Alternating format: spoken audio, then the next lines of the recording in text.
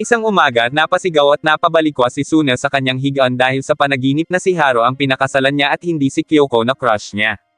Bigla siyang hinampas ni Reborn dahil naingayan ito sa kanya at sinabing mabuting tao si Kyoko at pasado nga iyon na mapang-asawa ng boss ng pamilya Von Gola. Nagtaka si Suna kung paano nalaman ni Reborn ang tungkol sa panaginip niya pero sinabi pa nito na kung hindi magawang umamin ni Suna kay Kyoko ay siya na ang bahala doon. Tumanggi si Suna sa plano ni Reborn kaya tinanong siya nito kung nais niya ulit na gamitan siya ni Reborn ng espesyal na bala pero sinabi ni Suna na mas gusto niyang aminin yun sa sarili niya mismo.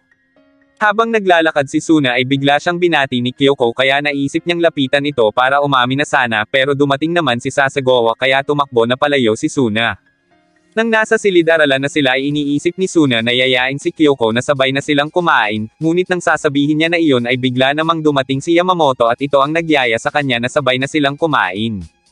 Nang lingunin niya si Kyoko ay paalis na ito kasama ang isang kaibigan. Habang kumakain ay humingi ng paumanhin si Yamamoto dahil naputol niya ang pagyayaya ni Suna kay Kyoko na kumain. Nang malaman ang tungkol doon ay sinabi ni Hayato na susuportahan niya lang si Suna pero mariin yung itinatanggi ni Suna sa dalawa. Habang nag-uusap tungkol sa babae ay may dalawang babae ang nakasilip sa kanila. Lumapit kay Yamamoto ang babaeng itim ang buhok at may ibinigay ito dito. Hapon na pero hindi pa rin nakakaamin si Suna kay Kyoko nang biglang dumating si Haro at isinama siya nito sa isang cake shop. Habang pumipili ng cake ay napansin ni Suna na naroon din pala si Kyoko kaya kinabahan ito dahil baka isipin niyo na nagdi-date silang dalawa ni Haro. Ngunit sa halip na ganun ay mas inisip ni Kyoko na baka akala ni Suna ay araw-araw siyang kumakain ng cake kaya sinabi nito na isang beses lang siya kada buwan kumakain ng ganon. Sinabi naman ni Haro na ganoon din siya kaya nagtawanan na lang ang dalawa at nakalimutan na ng mga ito si Suna. Bigla namang dumating si Reborn at niyaya ang dalawa na pumunta sa kanila para uminom ng kape. Habang kumakain ay napansin ni Suna na nagkakasundo sina Kyoko at Haro habang naluluha naman si Ipin dahil sa sarap ng lasa ng cake. Biglang inalok ni Ipin ng Joza Bonds ang dalawa bagay na ikinatuwa ng mga ito. Ngunit, unang kagat pa lang ng dalawa ay biglang nawalan ang mga ito ng malay. Dumating si Bianchi at sinabing yun ay dahil sa lason sapagkat ang Joza Bonds na ginagamit ng Joza Fist ay ginawa sa pamamagitan ng isang lihim na paraan. Sinabi rin ni Bianchi ang tungkol sa isang kwento na ang isang Joza Bond ay naglalaman ng esensya ng 5 milyong normal na dumplings. Maaari lamang itong kainin ng mga nagsanay sa Joza Fist dahil kung kakainin iyon ng normal na tao ay iyon na ang katapusan ng mga ito. Laking gulat ni Suna nang malaman ang tungkol doon at nag-alala para sa dalawa kaya naisip nitong ipagamot ang mga iyon kay Shamal pero sinabi ni Reborn na nagbalik na iyon sa Italia. Nagpanik si Suna ngunit sinabi ni Reborn na siguradong may ibinigay na antidote ang master ni Ipin. Doon naalala ni Ipin ang laman ng kanyang dala pero iisa lang ang gamot na laman nito. Dahil doon ay sinabi ni Bianchi na kailangang pumili ni Suna kung sino sa dalawa ang ililigtas nito. Naalala ni Suna kung paano siya tretuhin ng dalawa, mabait sa kanya si Kyoko samantalang matapang naman si Haro pero nitong mga nakaraan ay naging magkaibigan na rin sila. Hindi pumili si Suna at sinabing nais niyang iligtas pareho kaya naman binaril na siya ni Reborn. Agad nitong binitbit si Ipin papunta sa master upang humingi ng antidote. Inisa-isa nila ang mga magtitinda pero sinabi ni Ipin na wala doon ang master niya hanggang sa maamoy nito ang halimuyak ng Joza Bonds. Mabilis na kumilos si Suna at nang mapainom nila ng antidote ang dalawa ay nagkamalay na ang mga ito kaya masaya si Suna dahil nailigtas niya ang dalawa. Kinabukasan ay tumaas na si Suna upang kuhanin ang kanyang bag para pumasok sa paaralan. Pagbukas niya ng pinto ay nagulat siya dahil puno ng insekto ang mukha ni Reborn. Sinabi ni Reborn na nangangalap ang mga iyon ng impormasyon para sa kanya nang bigla nitong buhusan ng pulot si Suna bilang parte umano ng pagsasanay kaya napatakbo na lang ito dahil hinabol siya ng mga insekto. Dumaan pa si Hayato sa kanila pero sinabi ng kanyang ina na nakaalis na siya kaya nagpatuloy na si Hayato. Bigla nitong nakita si Suna na namamagana ang mukha dahil sa mga kagat ng bubuyog kaya agad niya itong sinundan at hinagisan ng paputok.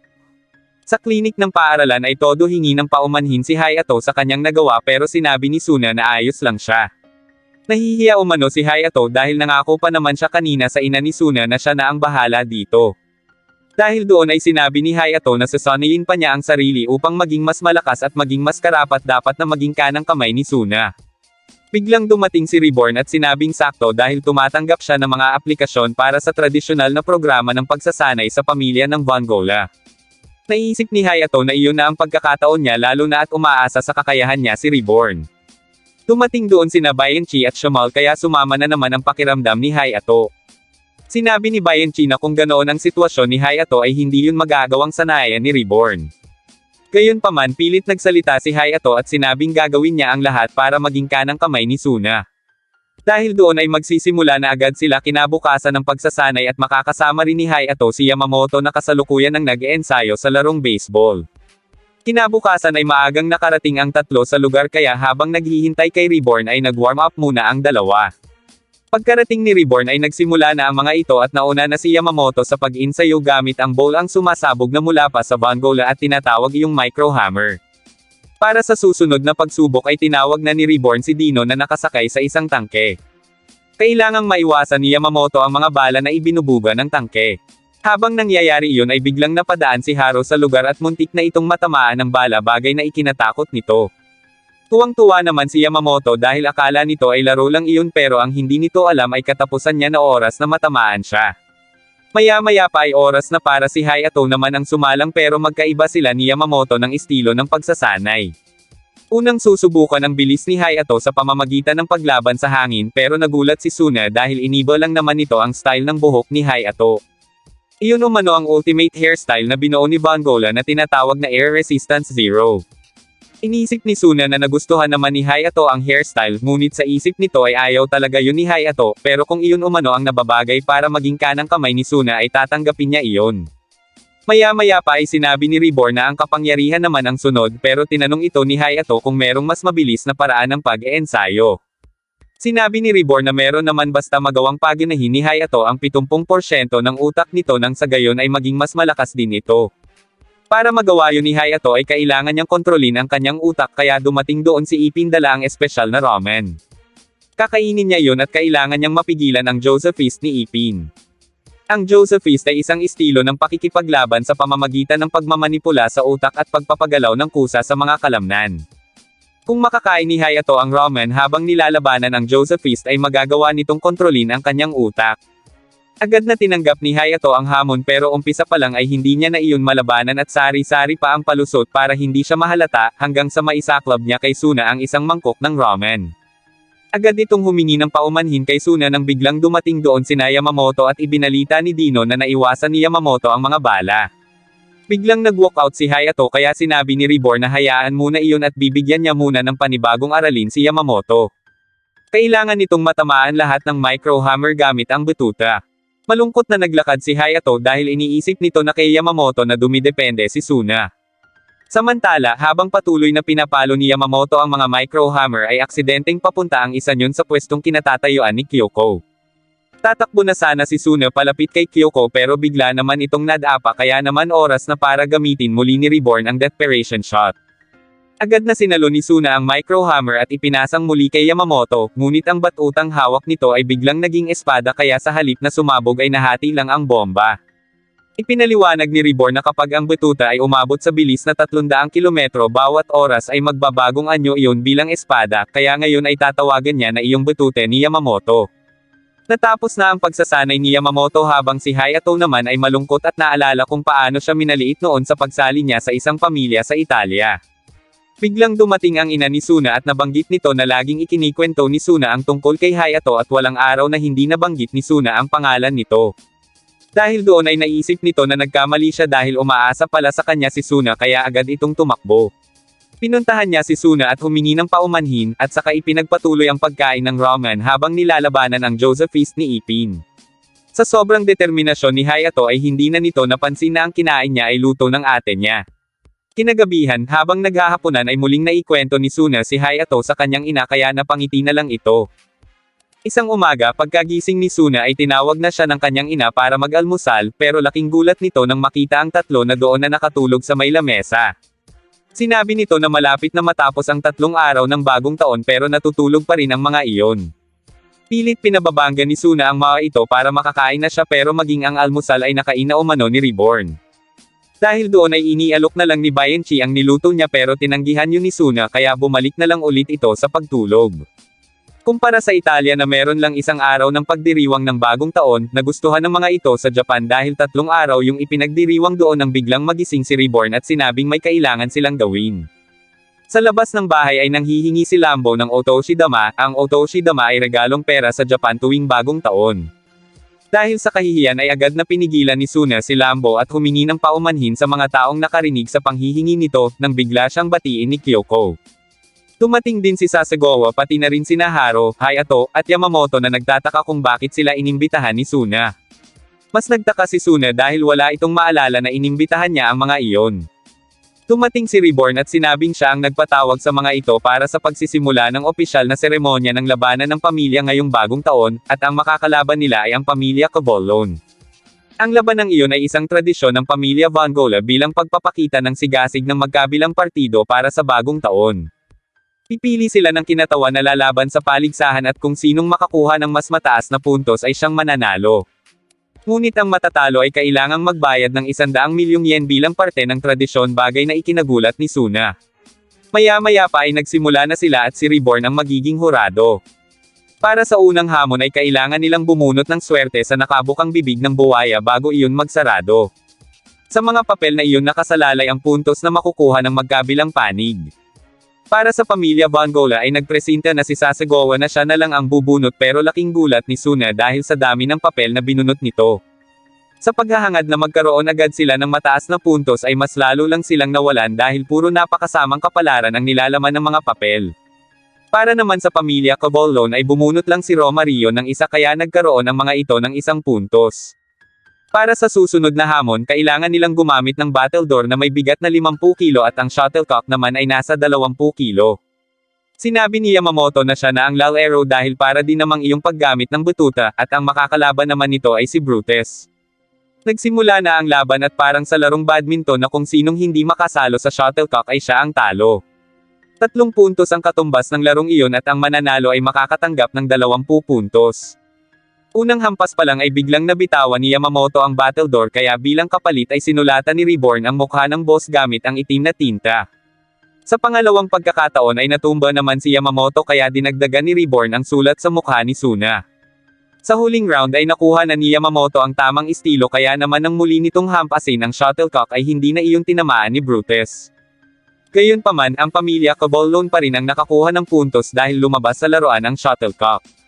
Sa ngayon ay mayroon ng 21 puntos ang pamilya Caballon habang -60 naman ang sa pamilya Von Gola. Para sa ikatlong round ay sina Lambo at Haro ang lumaban para sa larong karta, at ang mananalo ay magkakaroon ng 30 puntos. Ngunit magsisimula pa lang ang laro ay biglang natumba si Haro kaya pinalitan na lang ito ni Ipin. Pinalaan ni Hayato ang dalawa na galingan sa laro pero mabilis na na-disqualify si Lambo dahil ilang beses itong nagkamali.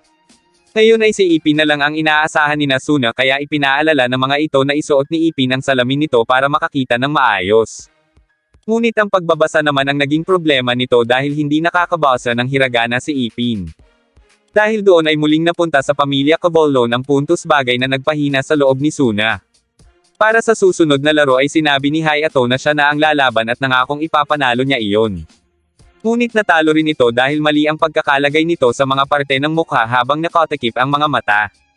Patuloy ang pagkakaroon ng puntos ng pamilya Caballon habang nananatili pa ring -16 ang sa pamilya Von Gola. Naiyak na lang si Suna dahil namamroblema na ito sa 100 milyong yen na ipambabayad nila. Gayunpaman, hindi pa rin nawala ng pag-asa si Yamamoto dahil may isa pang round at kung may ipanalo nila iyon ay hindi nila kailangang magbayad. Malalaman ang panalo sa huling round para sa kung sino man ang makakapagluto ng masarap na sweet bean rice cake para kay Reborn. Lumakas ang loob ni Hayato at sinabi kay Suna na may lamang na sila dahil laking Italia ang mga kalaban nila at hindi marunong magluto ng sweet bean rice cake. Agad na nagsimula ang pamilya ni Suna pero dahil walang ideya ay sinubukang sumilip ng kabilang grupo sa pagluluto ng mga ito kaya agad yung pinaalis ni Lambo gamit ang bomba. Ngunit maging ang niluluto ni Hayato ay tinamaan ng bomba kaya tumalsik iyon pataas. Kahit pandaraya ang gagawin ay binaril ni Reborn si Suna para makuha nito ang tumalsik na rice cake. Maya-maya pa ay oras na para hatulan ni Reborn ang niluto ng mga ito. Una na nitong tinikman ang sa pamilya Caballon pero hindi niya iyon nagustuhan, bagay na tanggap naman ni Dino. Ngayon naman ay oras na para sa pamilya Von Gola pero laking gulat ni Suna nang makitang may lason ang niluto nila dahil sa pagtulong ni Bianchi. Gayunpaman, ipinatikim pa din yun ni Bianchi kay Reborn dahil may halong pagmamahal naman umano ang pagluluto niya. Pero hindi pa man iyon natitikman ni Reborn ay nakatulog na ito. Nagtulog-tulugan lang pala si Reborn para hindi iyon matikman at sinabing magbayad na lang si Suna ng 100 milyong yen. Hinabol naman ni Bianchi sina Suna at Dino para ipakain ang luto nila at pagkatapos ay sinabi ni Reborn na itutuloy na lang nila sa susunod na taon ang paligsahan. Nang sumunod na araw ay maganda ang gising ni Suna dahil bumalik na ang dating tahimik at mapayapa niyang pag-aalmusal sa bahay nila. Pero akala niya lang pala iyon dahil nagtatago lang pala si Reborn sa kanilang rice cooker. Ibinigay nito sa kanya ang 2 tiket sa zoo para makapag-relax umano siya at makakasama niya doon si Kyoko, bagay na ikinagulat nito. Dahil excited na si Kyoko ay hindi na nakatanggi pa si Suna, pero habang sakay sa tren ay hindi pa rin ito makapaniwala na magdi-date sila ng crush niya. Nakarating na sila sa Namimori Animal Park at nagsimula na silang maglibot doon. Mangiyak-ngiyak si Suna sa saya at pasasalamat kay Reborn, pero nasira ang kanyang moment nang biglang ituro ni Kyoko si Lambo na pinaglalaroan ng mga rakon. Naisip ni Suna na kung ililigtas niya si Lambo ay masisira ang date nila ni Kyoko dahil sa sobrang kakulitan nito. Nang sabihin ni Kyoko na mukhang broccoli ang pinaglalaroan ng mga rakon ay sumang-ayon na lang si Suna at niyaya na lang si Kyoko sa ibang parte ng zoo. Pumunta sila sa nagkakarating mga unggoy na tinuturuan naman ni Ipin. Natuwa si Kyoko at tinanong kung si Ipin ba iyon, pero nagkunwari na lang si Suna na unggoy rin ang tingin niya doon. Doon nagsimulang makahalata si Suna na may kakaiba sa nangyayari. Sunod niyang nakita si Sasegawa, pero pinili ni Suna na magkunwari na hindi niya nakikita ang mga iyon, ngunit nang paalis na sila ay si Bianchi naman ang sunod na nakita nito. Huli ay nagkunwari itong hindi nakita si Bianchi at niyaya na si Kyoko sa ibang parte ng zoo. Pumunta sila sa mga otter pero naroon na naman si Lambo, kaya bago pa iyon makita ni Kyoko ay hinironggan niya na ito at sinabing ang mga leon na lang ang panoorin nila. Papunta pa lang sila sa mga leon ay si Hayato naman ang nakita ni Suna. Napapansin na ni Kyoko ang kakaiba niyang ikinikilos kaya tinanong siya nito kung nais niyang magpahinga muna silang dalawa. Sa halip na sumagot ay tumakbo lang palayo si Suna habang hawak ang kamay ni Kyoko na pilit niyang iniiwas sa mga iyon. Sa sobrang bilis ng kanilang pagtakbo ay nadapa na si Suna sa harap ng mababangas na mga leon, at kasabay niyon ang anunsyo na nakatakas ang mga leon sa kulungan ng mga ito dahil sa malakas na pagsabog kanina, kaya pinayuhan ng lahat na lumikas. Dahil sa takot ay hindi na makagalaw si Suna sa kinatatayuan niya, kaya napasigaw na lang ito na iligtas siya ni Reborn, pero tulog naman iyon sa kinauupuan nito. Maya-maya pa ay si Kyoko na ang nilapitan ng leon at umakma ng pag-atake, kaya agad yung hinironggan ni Suna at sinabing bahala na kung ano man ang mangyari sa kanya, nang biglang dumating si Sasegawa para iligtas sila. Isa-isa na ring dumating sina Hayato, Bianchi, Yamamoto, at Haro, at pati na rin sina Lambo at Ipin. Nagtaka si Suna kung bakit naroon ang lahat, pero sinabi ni Bianchi na ipinatawag silang lahat para kay Suna. Dumating si Reborn at sinabing siya ang nagpatawag sa mga iyon dahil iniisip niyang kailangan ni Suna ng katuwang na tulad nina Leon at Enzia, kaya ipinatawag niya ang lahat upang pumili ng hayop na nababagay para kay Suna. Ibig sabihin, hindi talaga date ang ipinunta roon ni Kyoko dahil maging ito ay kasali sa pagpili at hamster o squirrel ang napagpilian nito. Habang nag-uusap-usap ang mga ito ay bigla silang nakarinig ng mga sigawan dahil sa mga hayop na nakatakas na kagagawa ng makulit na si Lambo na kasalukuyang nakasakay sa rides kasama si Ipin. Dahil sa pagkahilo ay nailabas ni Lambo ang kanyang busuka at sabay silang nag-transform ni Ipin sa pagiging matanda. Dahil doon ay nagalit na naman kay Lambo si Bianchi, habang sinusubukan naman ng iba na hulihin ang mga nakatakas na hayop. Ngunit nagkaroon sila ng problema tungkol sa pulang panda na nagmumuni-muni sa itaas ng roller coaster sapagkat masasagasaan iyon kapag hindi yun napaalis doon. Sinubukan yung tawagin ni Kyoko pero sinabi ng taga-zoo na kapag nagmumuni-muni ang pulang panda ay wala yung naririnig na kahit na ano. Pilit nag-isip ng paraan si Suna hanggang sa dumating na doon si Reborn at ginamitan siya ng desperation shot. Agad na umakyat si Suna para iligtas ang pulang panda at nagawa naman niya iyon. Dahil sa ginawa ni Suna ay mas lalong nine-love sa kanya si Haro, habang natuwa naman sina Kyoko dahil walang nasaktan kanina. Isang gabi, dahil sa pagbuhos ng nyebe ay naisip ni Suna na mas gusto niya na lang manatili sa kanyang silid. Ngunit kinabukasan ay kinailangan niyang lumabas para bantayan sina Lambo at Ipin na naglalaro ng binilog na nyebe. Dumating din doon ang anim at niyayang maglaro rin si Suna para makapagsaya rin naman umano ito. Natuwa si Suna dahil sa pag-aalala ng mga ito para sa kanya. Hinati sila ni Reborn sa dalawang grupo para sa isang laro, ang hulihin ng hugis bola na si Leon. Sa loob ng 30 minuto ay maglalaban ang magkabilang koponan para makuha si Leon. Naghanda na ang magkabilang grupo para sa kanilang laro, at nang magsimulang sumugod si Sasagawa para kuhanin si Leon ay agad itong binato ni Yamamoto ng binilog na nyebe. Laking gulat ng lahat dahil wala yung nagawa sa suntok ng kamao ni Sasagawa. Dahil doon ay sinunod-sunod na ng kabilang grupo ang pagbato kay Sasagawa pero nanatili pa rin ito sa pagsuntok sa mga nyebeng binilog. Maya-maya pa ay sumugod na rin si Ipin kaya pinaula na naman ito ni Hayato ng nyebeng binilog pero wala yung nagawa sa Joza Kempo nito. Natuwa si Suna dahil sa estilo ni Ipin pero sa tapat naman nila pumunta ang mabahong amoy ng Joza Kempo kaya nagmistulang hinang-hina ang tatlo bagay na ikinabahala ni Hayato dahil iniisip nitong may masamang nangyayari sa boss. Habang nakatuon ang atensyon ng lahat sa laban ay pasimpleng gumagapang si Haro na parang uod. Maya-maya pa ay tumakbo na ang dalawa palapit kay Leon, ngunit biglang nagkaroon ng pagsabog bago pa nila iyon tuluyang malapitan. Dahil doon ay nawala na rin ang masamang amoy at biglang lumitaw sa panig ni Nasuna si Hayato na inaming kagagawan niya ang pagsabog at ngayon ay kakampi na umano ito ni Nasuna. Lumabas din ang mga nagtatagong tauhan ni Dino at sinabing hindi rin nila hahayaang matalo ang boss nila. Ngayon ay Chiobaron laban sa Bongola na ang labanan pero dumating din si Bianchi at kakampi nito sina Lambo at Ipin at sila ang pangatlong grupo. Dahil tatlo na ang magkakalabang grupo ay sinabi ni Reborn na kailangang baguhin ang tuntunin. Kung sino pa rin ang maunang makakuha kay Leon ang siyang tatanghaling panalo pero sa pagkakataong ito ay gumagalaw na si Leon. Agad na sinimulan ang laro kaya kumilos na ang mga ito na pare-parehong determinadong manalo. Pinuntirya ni Bianchi sina Dino gamit ang nyebeng binilo na may lason kaya habang abala ang mga iyon ay nakahanap ang Team Bongola ng pagkakataon. Ngunit mas lalo lang silang napahamak dahil sabay silang inatake ng dalawang grupo. Nagpatuloy ang labanan ng tatlong grupo hanggang sa isa-isa nang ma-disqualify ang mga kalahok. Maya-maya pa ay si Suna na lang ang natira sa lahat ng mga kasali kaya mag-isa na lang itong humahabol kay Leon, nang biglang dumating si Kyoyo na siyang pumulot kay Leon. Inisip ni Suna na sasali rin iyon sa laro nila pero umalis din agad si Kyoyo dahil may mga kailangan pa itong gawin. Natapos na ang 30 minuto pero sinabi ni Reborn na siya ang nanalo dahil siya ang may hawak ngayon kay Leon bagay na ikinainis ni Suna dahil si Reborn lang umano ang nagsaya sa naganap na palaro.